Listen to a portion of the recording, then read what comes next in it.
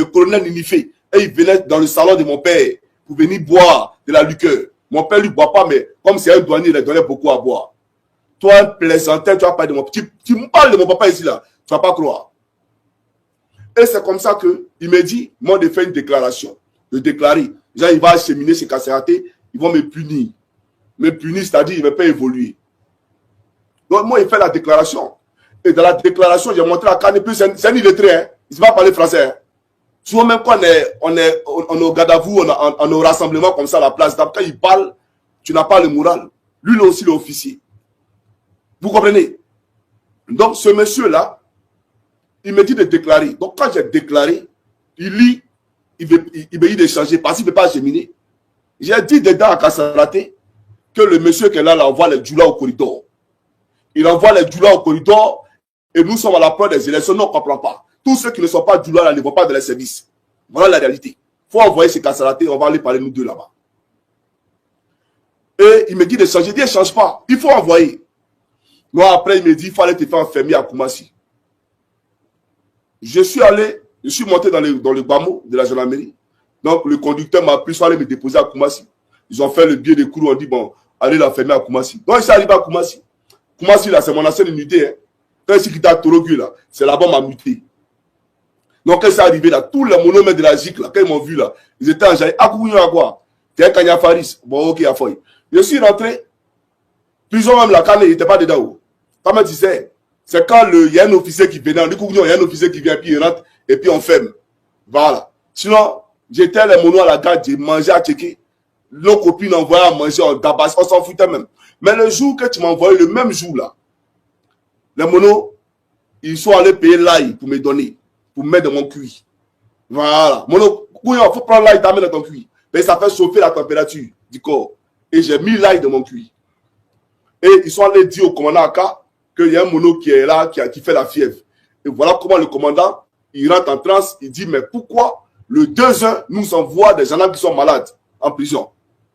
Donc lui, il n'est pas content. Donc il dit, non, comment on va au GATL?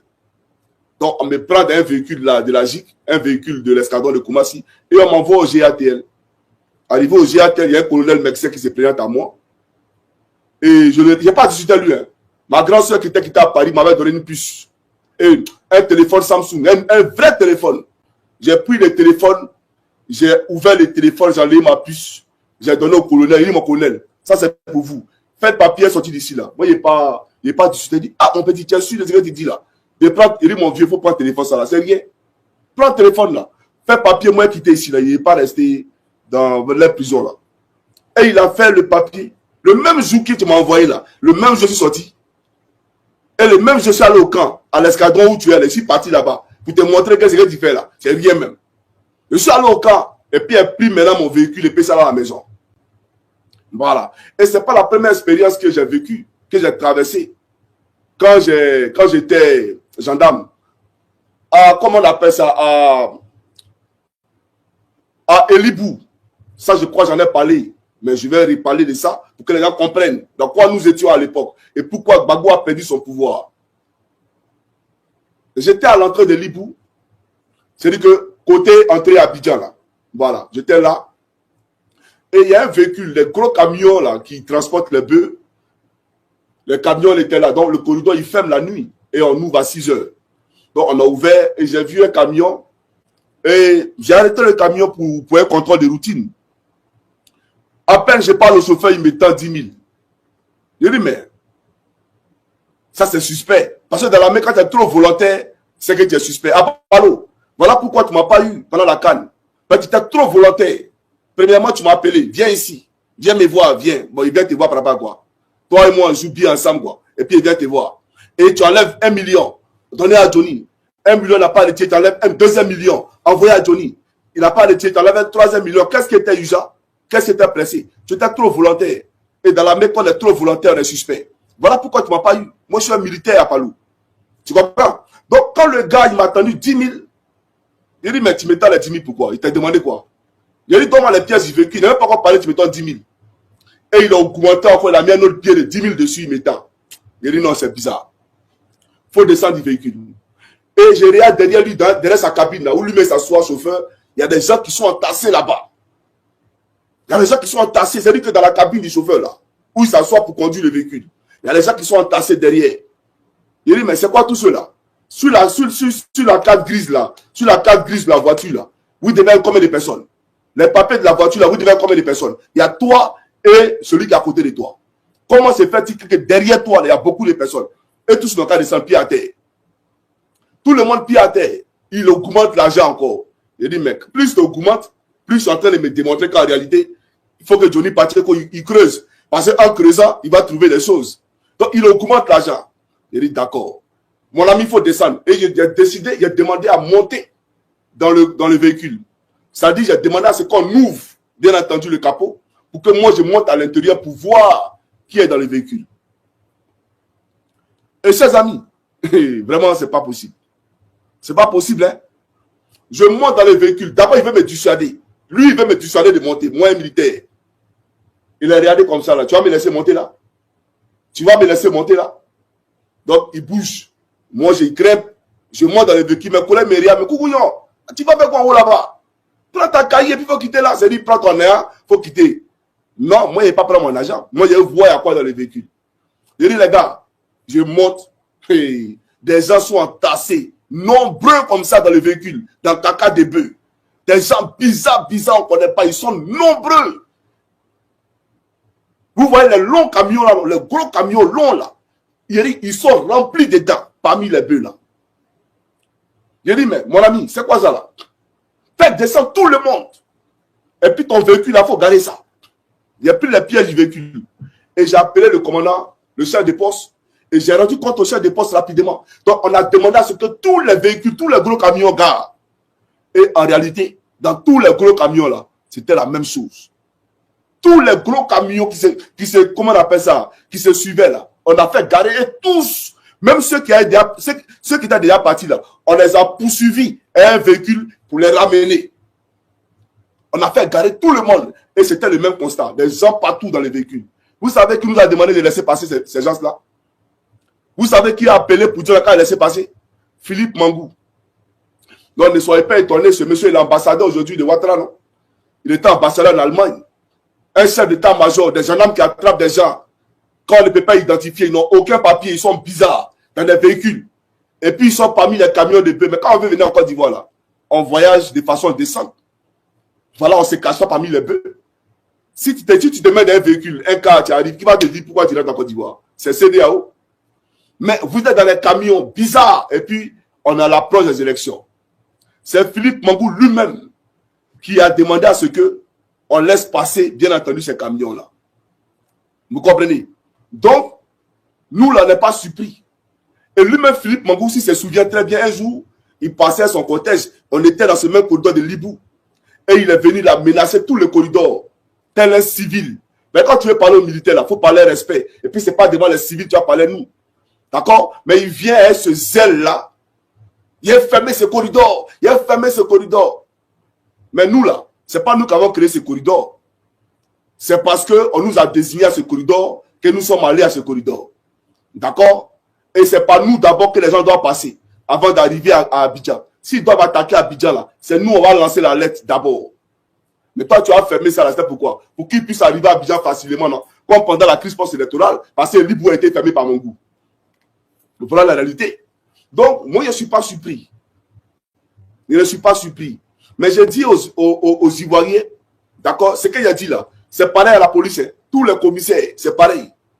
Les commissaires et tout, c'est pareil. C'est les non-dits seulement. Vous comprenez? Mais n'ayez pas peur. N'ayez pas peur. Ça, c'est rien même.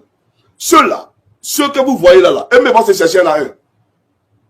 Tous ceux qui sont cités là, ils vont se chercher là un. Et c'est ça qui est le vrai point. Donc, quand Apollo arrête de distraire les gendarmes, allez, venez danser. Mais lui qui ne danse pas là, tu connais? Il ne faut pas danser, tu vas voir. Sinon, tu payes les gendarmes combien chaque fin du mois? Les gendarmes, là, ça laisse combien? Ils touchent combien chaque fin du mois?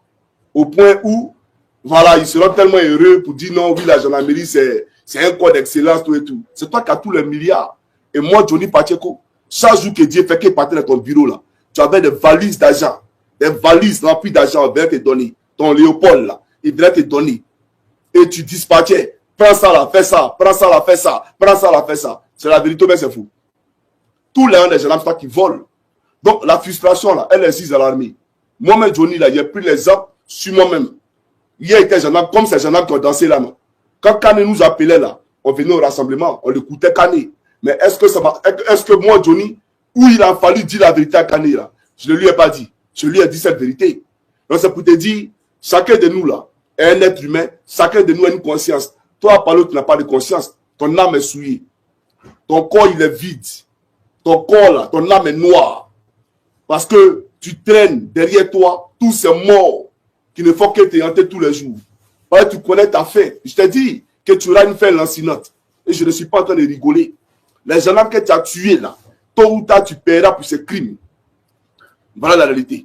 Voilà. Donc, voilà ce que je voulais dire au peuple de Côte d'Ivoire. Pour vous dire, lui là, il l'a nommé là. C'est pour vous effrayer. Mais ne soyez pas effrayés. Parce que lui-même là, il va mourir. Et puis son tombeau là, ils vont écrire à Alexandre Apala Touré, tueur des gendarmes dessus. Nous, on va ajouter tueur des gendarmes dessus.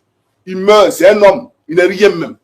Voilà. Et puis lui-même là, à ton âge, tu as quel âge, Apalou? Toi, tu peux courir. Toi, tu as quel âge? Tu peux faire quoi, quelqu'un? Il est allé faire sa comédie, d'après lui faire karaté, il casse. Il a comment tu lances pied, ben tu lances, et puis ça m'arrive même pas à la poitrine là. Toi, tu peux faire quelque chose à quelqu'un en Côte d'Ivoire là.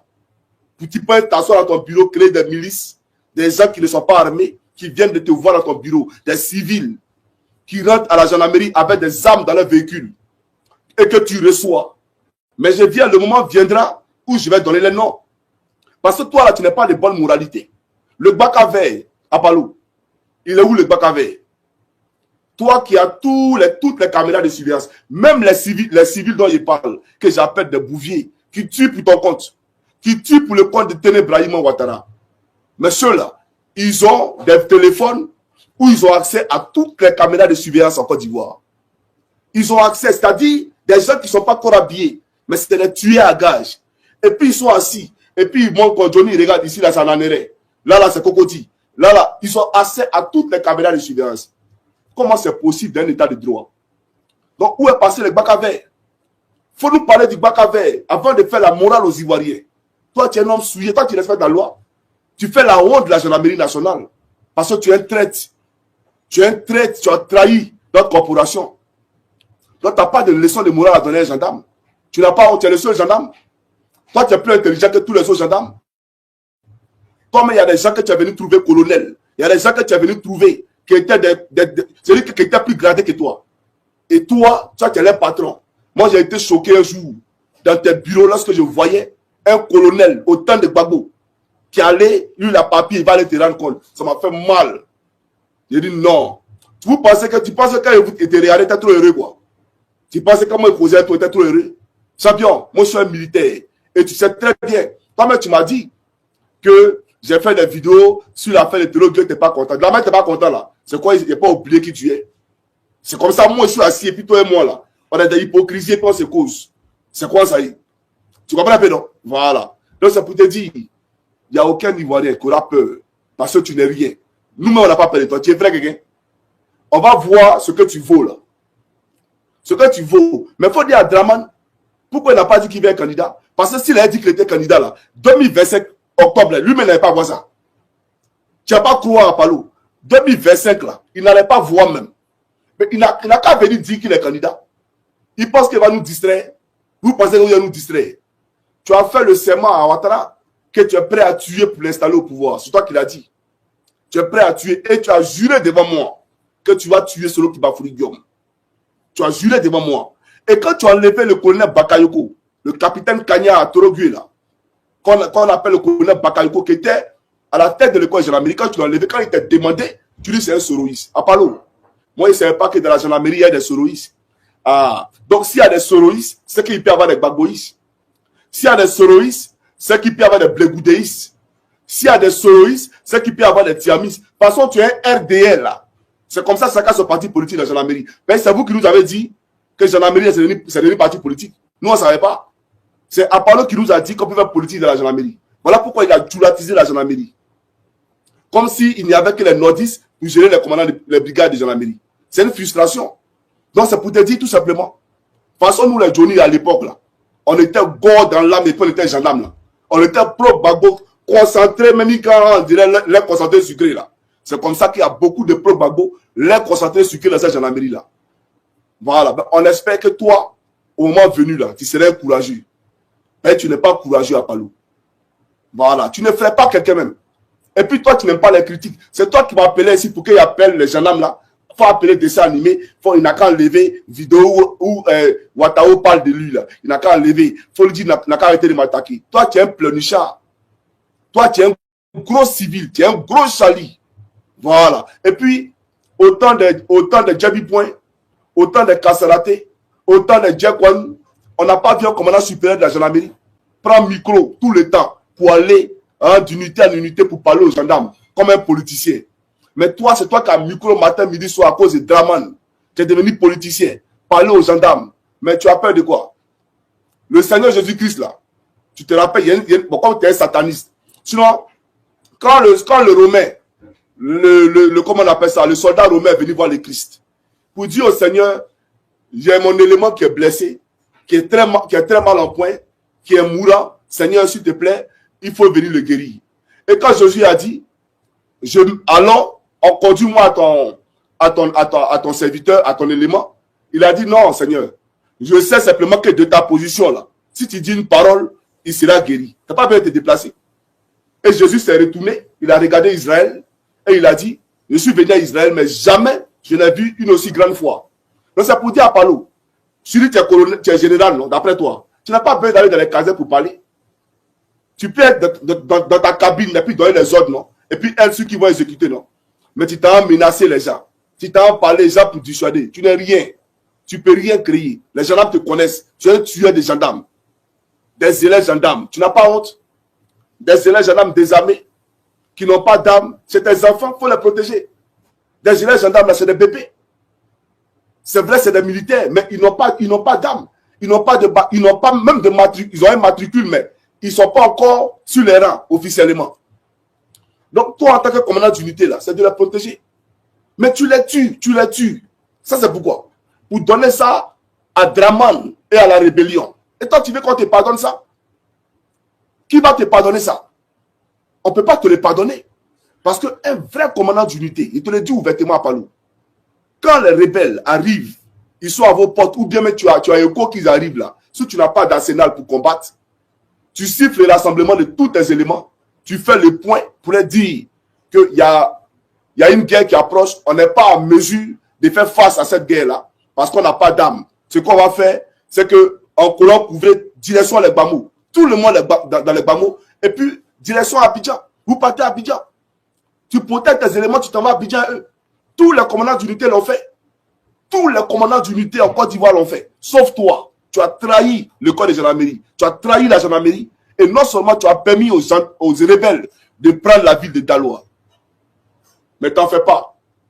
Le moment viendra où tu vas nous démontrer que tu es vraiment un guerrier et que la guerre, là, tu la connais. Il ne faut pas te presser. Et c'est justement pour le sale boulot que tu as fait. Ce sale travail que tu as fait. Voilà pourquoi Draman ne veut pas que tu partes. Pourquoi il ne veut pas que tu partes? C'est parce que tu es un tueur, tout simplement. C'est parce que tu fais son affaire. C'est parce que tu tues les gens que Draman ne veut pas que tu partes. C'est parce que face au bac à verre, tu as fermé tes yeux devant les bacs à verre. Voilà pourquoi Draman ne veut pas que tu partes. Sinon, il y a quoi? Il faut nous expliquer. Tu es plus intelligent que les gens. Toi, mais tu es un inculte. Français, mais tu vas parler. Toi, là, tu es un illettré. Toi, à Palou. Donc, quand, comment on appelle ça, Draman te maintient là, c'est pourquoi. Moi, je peux te montrer des officiers supérieurs qui sont très instruits. Quand ils parlent, mais tu es content, mais toi. Et ce qui me fait mal, c'est qu'on est Souna là. Parce que lui, c'est un homme pieux. Moi, il m'a formé. C'est un homme de valeur, Souna. Souna là, c'est un homme de valeur. C'est toi qui l'as mis dans le coloris de Torogui là. Je suis sûr, parce qu'en 2002, il était à Bondoukou, il a fatigué les rebelles. Il les a repoussés.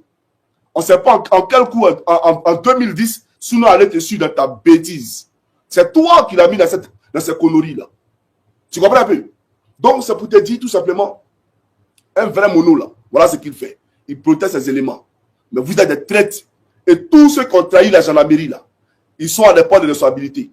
Et Mamadou Sall, tu le connais très bien. Mamadou Sall qui a trahi la République, qui a fait la rébellion, qui était même le commandant de tous les rebelles à Bouaké. Il était le CB de la brigade de gendarmerie de Bouaké pendant la rébellion. Tout le temps. C'est lui-même qui a fait réunir les rebelles pour qu'on puisse égorger les gendarmes de l'escadron entier. Tu es au courant de ça? Mais lui, là, tu l'as nommé à Daougro. Tu as fait de lui un commandant d'unité à Daougro. Et lui, il rassemble ses éléments pour dire, si lui, il a géré des rebelles sans matricule, ce n'est pas les gendarmes même matricule que lui ne peut pas gérer. Ça, c'est pays, ça, là, à Balo. Ça, c'est un pays. Des rebelles qui ont été à Bouaké, qui ont dirigé des rebelles. Un MDL chef de gendarmerie. Lui, il est resté dans la rébellion. Mais comme il était gendarme, il est devenu le patron là-bas. Lui, il revient. Et toi, tu le nommes à la tête de l'escadron de Daougro. Et lui, tous les officiers sont là, et puis les nags. Il leur parle mal, et puis ça ne va pas quelque part. Et il dit aux officiers, celui qui a géré des rebelles sans matricule, ce n'est pas gendarme, même matricule, il ne peut pas gérer. Et lui, il n'est pas allé à l'EFA, même école des forces armées, là. Il ne connaît pas. Mais il a porté garant d'officier, là. Et puis ça ne va pas quelque part. Toi, tu as venu parler à quelqu'un ici. Moi, il dit, on va doucement. Je suis venu simplement pour dire aux Ivoiriens, n'ayez pas peur. Johnny vous regarde, Johnny est à vous. Nous, on n'a pas peur. Et puis, soyez sereins. Moi, je suis un fils de Dieu. Voilà, ceux-là, quand ils étaient à Abidjan, ils ont voulu me mettre dans la franc-maçonnerie. J'ai refusé. Moi, Johnny franc-maçon, moi, Koukounion Christ, moi, j'ai laissé Jésus pour franc-maçon à cause de quoi? Même pour tout l'argent du monde, je préfère être malheureux que de suivre le diable. Moi, Johnny Pacheco. Donc, je ne suis pas comme vous. Vous auriez dû comprendre à l'époque, quand j'ai refusé, j'ai décliné la franc-maçonnerie, vous auriez dû comprendre que lui, là, il ne suis pas franc-juenu. Parce que tous ceux qui sont avec vous, là, les Awassa, les groupes de sorciers, là, ils sont tous des francs-maçons. Des gens qui ont vendu les âmes pour de l'argent, qui n'ont pas de dignité. Moi, j'ai une dignité. Moi, j'ai une dignité. Et je suis attaché à mon Dieu. Jamais je trahirai mon Dieu. Donc, les Ivoiriens, soyez tranquilles, soyez sereins. Lui, là, il n'est rien. Voilà. Draman l'a mis pensant qu'il vous effraie. Pourtant, ils s'effraient eux-mêmes. Voilà. Si Draman comptait sur lui, Draman, là, il allait bien entendu annoncer hier qu'il est candidat, mais il peut pas, c'est piqué dans sa gorge. Mais ça bien, on est toi, il ne faut pas te presser. Que Dieu bénisse la Côte d'Ivoire. Ouais. Merci d'avoir regardé la vidéo jusqu'à la fin. Likez, commentez et s'abonner.